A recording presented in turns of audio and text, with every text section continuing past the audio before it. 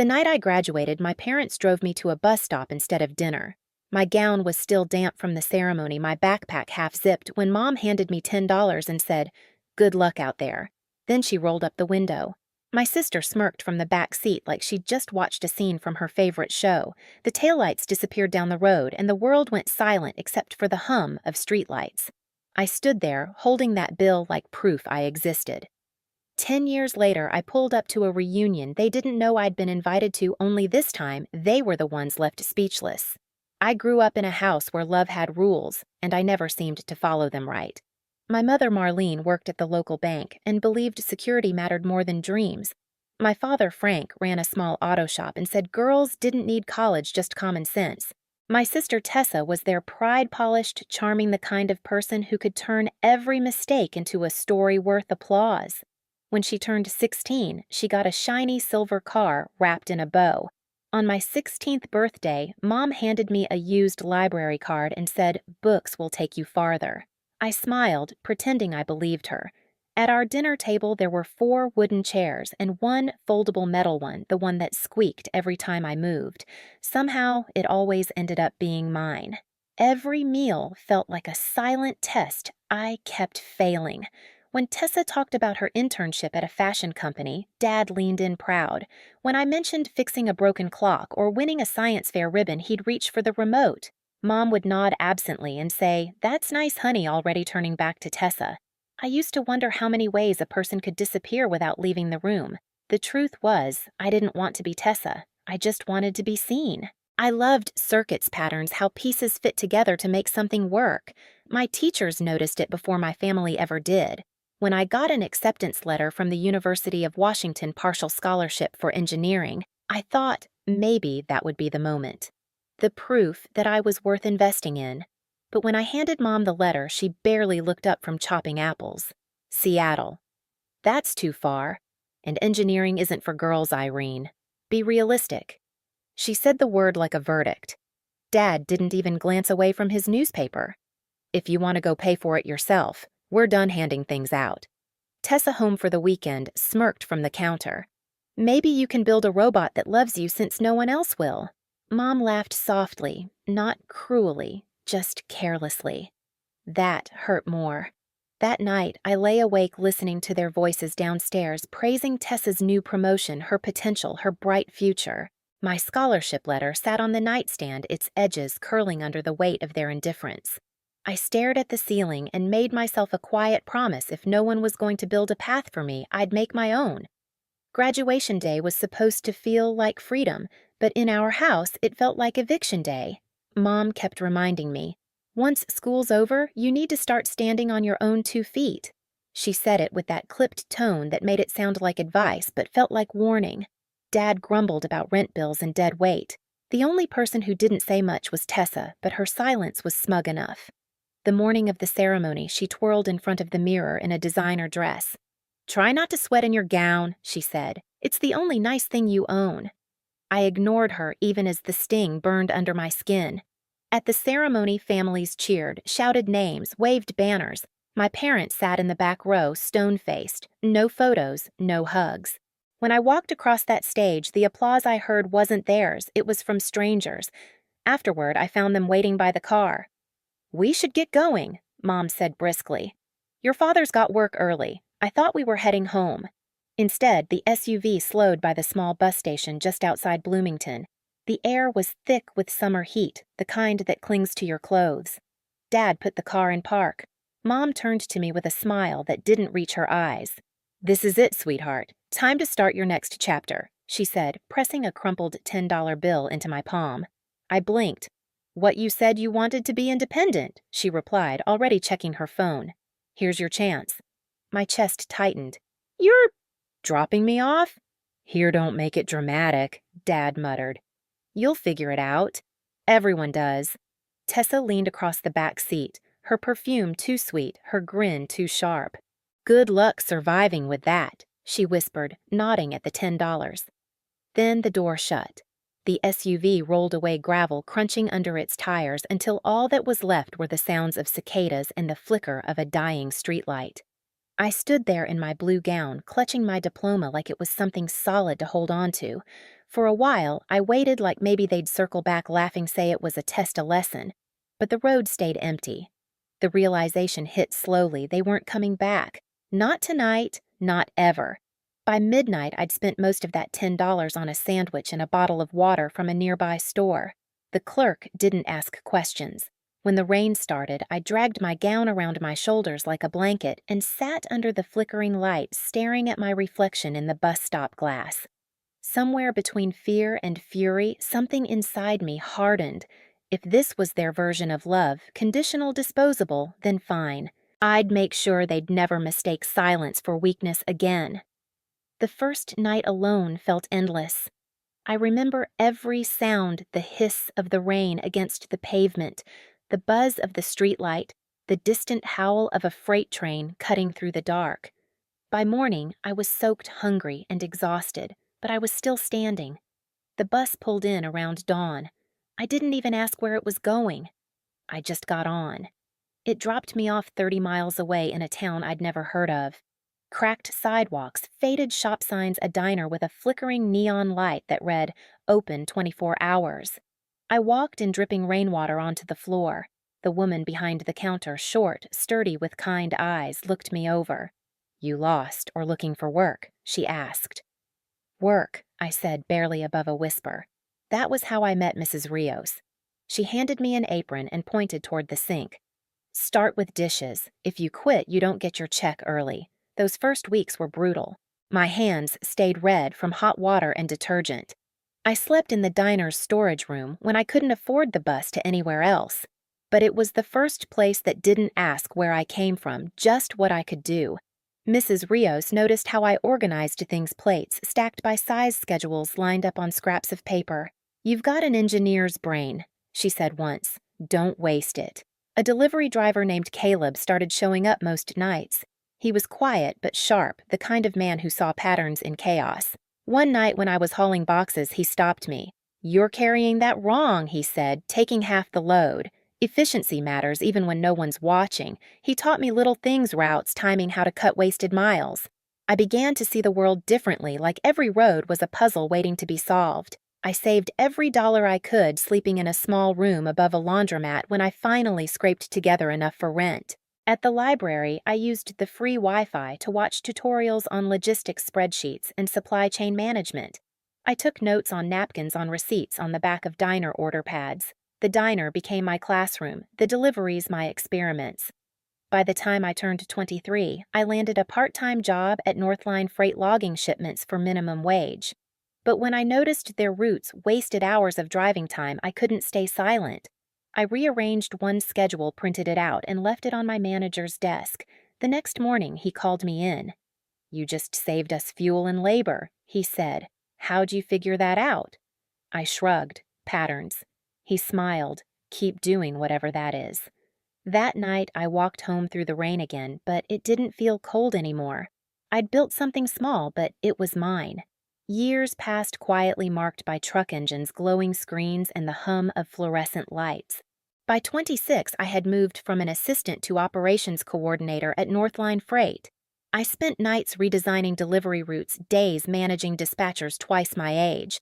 The maps on my wall looked like arteries, all pulsing toward one goal movement without waste. When I finally built a working prototype of my own route optimization tool, I called it Wayfinder. It was simple, efficient, and mine. By 27, I quit Northline, registered the business, and turned my tiny apartment into a startup office. 2 years later, Wayfinder Systems was operating across 12 states, saving clients millions in fuel and time. My name, now legally Irene Reed, appeared in logistics journals I used to read for free at the library. I thought I'd buried the past until one email changed everything. The subject line read, "Family Reunion 10 years since graduation." It was from Aunt Lila. "Everyone will be there," the message said. "Your parents, Tessa, even Grandma Ruth. It would mean a lot if you came." My first instinct was to delete it, but something deep inside me whispered, "Go." Not for revenge, for recognition, to see what silence had done to them. The night of the reunion, my driver pulled the limo up to the curb outside the community center in Bloomington. The same town where they'd left me. I stared out at the red brick building glowing under string lights. Music and laughter spilled into the parking lot. "Do you want me to wait, ma'am?" the driver asked. "Yes," I said.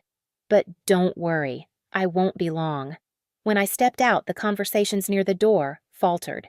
The heels of my slate gray shoes clicked against the concrete. I wore a simple silk dress, pearl earrings, hair tied in a low bun. Power disguised as grace. Inside a banner read, "Vale Family Reunion." I scanned the crowd faces I hadn't seen in a decade. Aunt Lila waved first, eyes bright with emotion. "Irene," she gasped, hurrying over. "Oh, honey, look at you." "It's Reed now," I said softly. "But yes, it's me." She squeezed my hands. "You came." I can't believe it. Neither could they. Across the room, my mother stood by the buffet table, her silver hair swept perfectly back, posture rigid. My father nursed a drink, avoiding eye contact. And Tessa, still immaculate, still magnetic, was holding court among cousins, laughing like she owned the air. When my mother finally noticed me, her face froze. Then came the polite confusion, the faint narrowing of her eyes. She didn't recognize me, not yet. I signed in at the table near the entrance. The volunteer glanced up. "Oh, you're with Wayfinder Systems, right? You're the event's sponsor. Thank you so much for your generosity." "Of course," I said, smiling faintly. "Glad to support the community." A few heads turned, my mother's most of all. Her expression flickered something between disbelief and dread. The dinner began, chatter filling the hall. Aunt Lila eventually took the microphone to thank everyone for coming. "And tonight," she said, "we'd like to acknowledge our sponsor for making this event possible." My mother's fork paused midair. "Please welcome Ms. Irene Reed, founder and CEO of Wayfinder Systems." The applause rose, scattered and hesitant. I stood, slowly, heels echoing against the floor as I walked to the small stage. The microphone felt cold in my hand. "Good evening," I began, my voice calm. "It's been a long time since I attended a family gathering." A ripple of awkward laughter. I smiled slightly. 10 years ago, I stood at a bus stop not far from here, 18 years old, wearing my graduation gown, holding a backpack and $10. My mother told me, "Good luck out there," and then she drove away. Silence spread like ink. I thought that night was the end of something I continued. But it turned out to be a beginning. Every mile I walked, every job I took, every night I stayed up learning how to build a better route, it led me here. I paused, scanning the room. My mother's face was pale. My father looked down at his drink. Tessa's lips parted slightly, her practiced composure faltering. "So, tonight," I said, "I'd like to announce a new initiative, the Benchlight Grant. It's a scholarship for students who have no family support, who are told to be realistic instead of being believed in. Because no one should ever have to start with nothing but a bus ticket and a broken heart." Applause built slowly, then stronger, until the entire hall echoed with it. But my parents didn't move. When it finally quieted, I stepped off the stage. Aunt Lila hugged me hard, whispering, "You did it, sweetheart." Outside, the cool night air hit my skin like release. I thought I was done until I heard it. "Irene." The voice behind me was unmistakable. My mother stood by the door, my father a few steps behind, Tessa trailing with arms crossed. "You could have told us," Mom said quietly. "You could have told us it was you sponsoring all this. We're still your family." I turned to face her, the lamplight carving sharp shadows between us. "You told me that too before you left me at a bus stop." Her mouth opened, then shut. My father's jaw tightened. "We did what we had to," he muttered. "You needed to grow up." I reached into my clutch and pulled out a small plastic sleeve. Inside was the same crumpled $10 bill, perfectly preserved.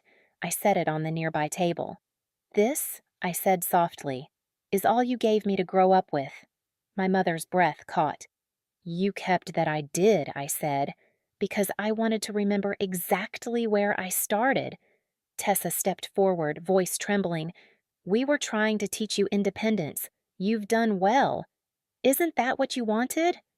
I met her eyes. "No, Tessa. I wanted a family. But I built a future instead." For a moment, no one spoke. The night hummed with the sound of cars on the highway. Aunt Lila appeared behind them, her face stern. "You left her with $10 and a bus stop," she said to my parents. "She turned it into a company that keeps people moving. That's more than any of you ever taught her." Grandma Ruth wheeled herself closer, her voice barely above a whisper. "You left her out there that night. I never forgave you for that." My mother's tears finally fell. My father turned away, shoulders rigid. Tessa's face crumpled, shame replacing arrogance. I picked up the $10 bill again and tucked it back into my clutch. "I don't need apologies," I said. "I just needed to see if anything had changed. It hasn't." They stayed silent. I turned toward the waiting limo, gravel crunching under my heels. "Keep your seats," I said gently without looking back. "I've built my own table." As the door closed behind me, I saw their reflections in the window, small, stunned, and still standing under the same light that had once watched me cry. The drive back to Seattle felt quieter than I expected. The road stretched wide and dark ahead, lit only by passing headlights. In my lap sat the small plastic sleeve with the $10 bill creased, faded, but intact. The same night they left me, that bill had been a sentence. Now it was a signature. Proof that I'd rewritten everything they once decided for me. When the limo merged onto the interstate, I caught my reflection in the glass.